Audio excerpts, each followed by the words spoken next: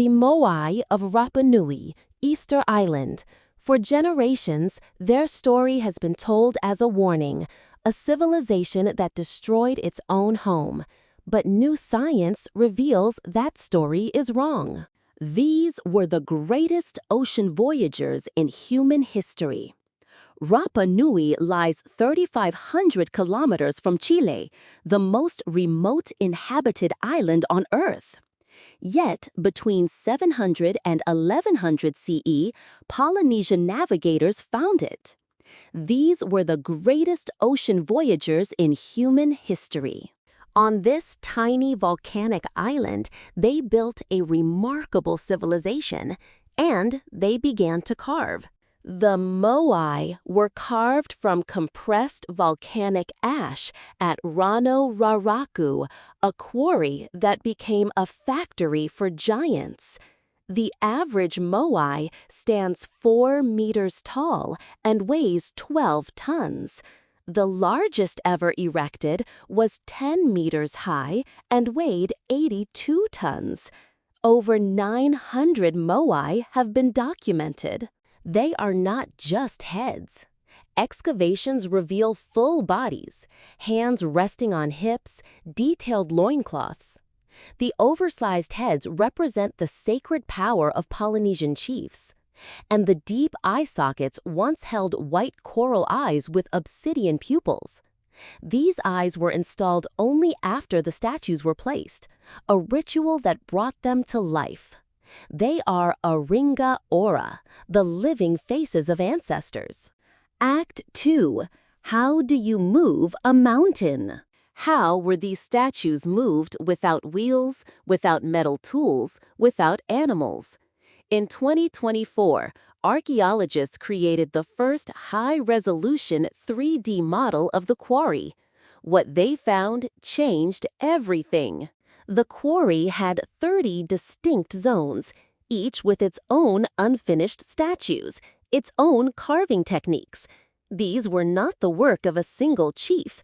They were the work of individual clans, working independently, competing with one another. Some statues became too ambitious. The largest unfinished moai would have stood 21 meters tall and weighed 270 tons, a clan's ambition exceeding its limits. Experimental archaeology has shown that a small team could walk a moai upright using ropes. The statues were designed for this, a low center of gravity and a forward-leaning shape. For decades, the myth of collapse.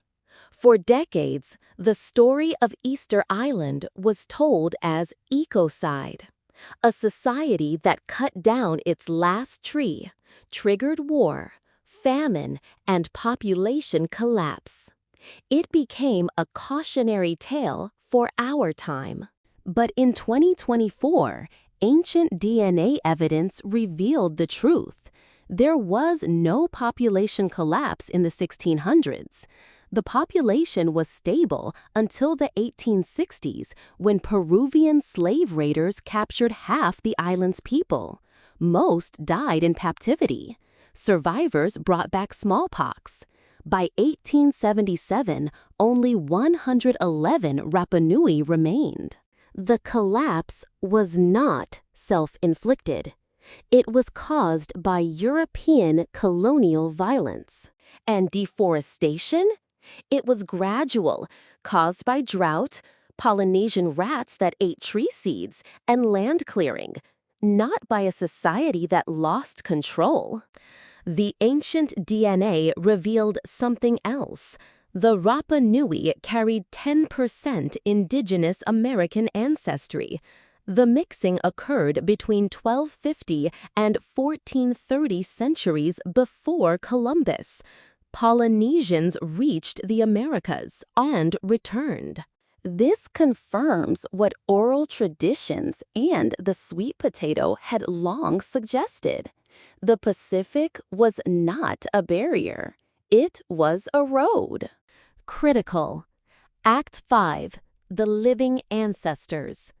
In 1868, a British ship took 2 moai from Rapa Nui. One, Hoa Hakanaia, the stolen friend, now stands in the British Museum. In 2018, Rapa Nui elders formally requested its return. The museum has collaborated, but the statue remains in London. For the Rapa Nui, these are not artifacts. They are ancestors with mana, spiritual power. They belong home. Closing. For centuries, outsiders told the story of Easter Island, but the new science reveals a different truth. Not collapse and failure, but resilience and achievement. A small population on the most remote place on Earth built one of history's greatest monumental traditions and sustained it for centuries. Today, the moai stand again on their platforms, facing inland, watching over the communities whose ancestors they represent. The Rapa Nui are still here. The moai are still standing. The story of Easter Island is not over. It is still being written by the people who live there and by all of us who look at those silent stone faces and wonder what they have seen.